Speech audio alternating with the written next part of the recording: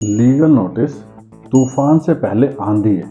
आपको पता नहीं है कि आने वाला तूफान क्या क्या मुसीबतें लेके आएगा। बारिश भी आ सकती है, बाढ़ भी आ सकती है, या पता नहीं और क्या मुसीबतें आ सकती है। सिमिलरली अगर आप लीगल नोटिस ड्राफ्ट कर रहे हैं तो उसमें इतने आपने जनरल बातें लिख देनी है कि आप क्या क्या एक्शन ले सकते हैं, आपके पास कौन कौन से राइट्स है। आप सिविल की बात भी करें जिसमें रिकवरी की बात होगी, आप क्रिमिनल एक्शन भी ले सकते हैं। अगर आईपीसी का कोई सेक्शन अट्रैक्ट होता है तो आप आईटी के बारे में भी लिख सकते हैं। अगर किसी डॉक्यूमेंट में कोई प्रॉब्लम की गई है, कोई इंपर्सोनेशन हुआ है, फॉल्सिफिकेशन ऑफ डॉक्यूमेंट है, तो वो सारी बातें आप लीगल नोटिस में लिख सकते हैं। ये आपका लीगल नोटिस ओपोनेंट को काफी इशारे करेगा कि आपके मन में क्या क्या है। और भी बड़ी बात यह है कि उन ओपोनेंट को ये पता लगेगा कि आप समझदारी से काम कर रहे हैं, आपने अपने राइट्स बता दिए हैं, इनमें से कौन सा रेमेडी आप अवेल करेंगे ये आपने लीगल नोटिस में बता दिया। आप अपनी डिमांड में इंटरेस्ट भी लिख सकते हैं, पेनल्टी भी लिख सकते हैं, लॉयर की फीस पे करनी है वो भी लिख सकते हैं। आप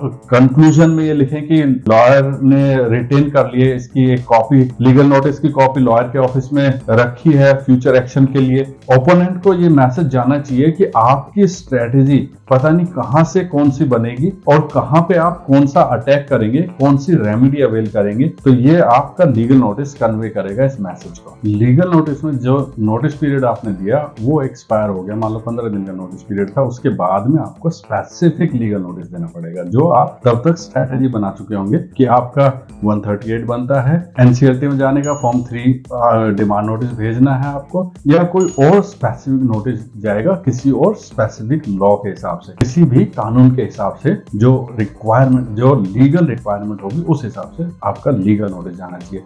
क्योंकि अब आपका टारगेट है केस फाइल करना। केस फाइल करने के लिए आपको उस लॉ की कंप्लायंसेस पूरी करनी होगी। चीज और ध्यान रखना, अगर आपने एक्शन पहले ही ले लिया है किसी स्पेसिफिक लॉ के अकॉर्डिंग, मान लो चेक बाउंस हो गया है, तो उसमें आपके जनरल नोटिस ना भेजें, उसमें आपको 138 के हिसाब से ही नोटिस भेजना होगा।